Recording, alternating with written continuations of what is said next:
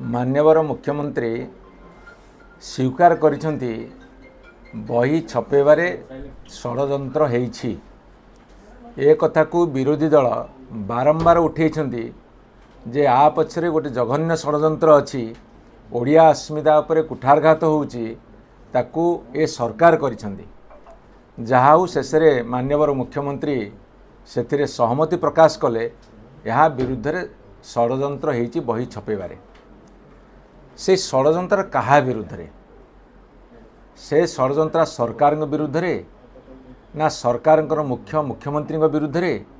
जदि षड़यंत्र हेइछि काहीकि हेइछि, से षड़यंत्र उद्देश्य कौन थिला, से षड़यंत्र करिथिया व्यक्ति मानकु केमिति आपण धरिले बा ए कथार केमिति उपनीत हेले षड़यंत्र हेइछि, एवं जो माने षड़यंत्र करिसेंति से माने को दलर, से भारतीय जनता पार्टी ना आउ किए, सी जो ऑफिसर मानकु नेकी करिथिबे कि जो संपादन मंडली होंतु बा जो माने सब बही लेखुतले सेई मानक भितरे किए शिखी मनाई अछि।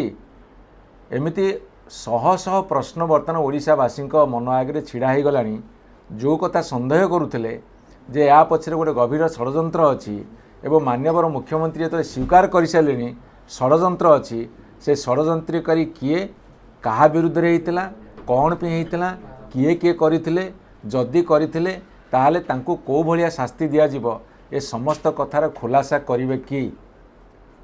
जो कथा मुख्यमंत्री उठेइछंदी से कथा को खोली करी ओडिशावासी आगे प्रकाश करंतु। से माने किए आपणक दलर अंत कंदलर परिणाम नुहे तो? जदि षड़यंत्र करथिबे जो सरकार अछंती करिवे, सरकार जो माने अछंती, सरकारी दल जो माने अछंती, से सरकारी दल लोक मानकु आपण बाछिछंती, जो माने विशेष पाठ जानि नाहंती किंतु गेरुआ बाहिनी बोलिकी तांको बाछिछंती।